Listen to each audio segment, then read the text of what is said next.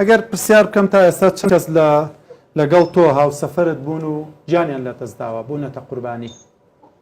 من ئەگەر یەک نەفەر تا ئێستا لەگەڵ منە گیان لە دەستدا بێت نەمەتوان بێمە کوردستان بە ڕەحەتی بێوم بڕۆم و نەمەتوان لێرەش دانیشم و شکایەتێک مەبوو شتێک مەبوو.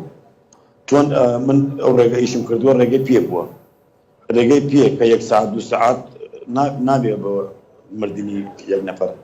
باشە کاکچیان لە بەرنامەی ئێمە لە بەرنامەی بێسنوور قسە لەگەڵ تۆ دەکەین، بێسنوور پرسیار دەکەین، دەڵێن بەشێکی زۆر لە قاچاقچیەکان ئەیجنت یان پیاوی دەستگاسی خوڕیەکانی وڵاتانی دەوروبەرمانن، چونکە بەشێکی زۆریان دەمانچەیان پێ، بەشێکی زۆریان تەنانەت بەڵێ واتە بەشێکی زۆر لە قاچاقچیەکان پیاوی دەستگاسی خوڕیەکانی وڵاتانی دەوروبەرن.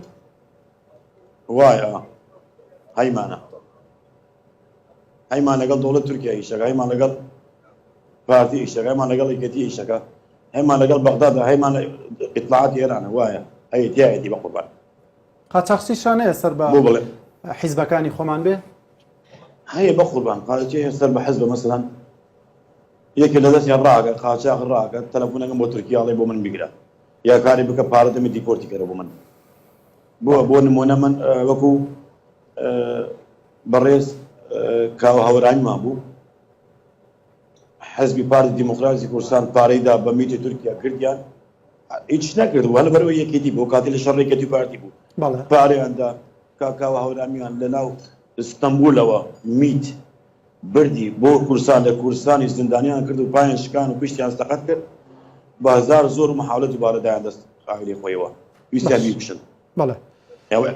ئەبێ پیاوان هەبێ لێرە ئەو پیاوان لێرە کردو بودیانە. باشە پرسیارێک قاچاقچی هیچ کەدایەکیش نەکردبوو، بەس هەر لەبەرەوەی کابرا بەس یەکێتی بوو، هیچ کەدای نەکردبوو.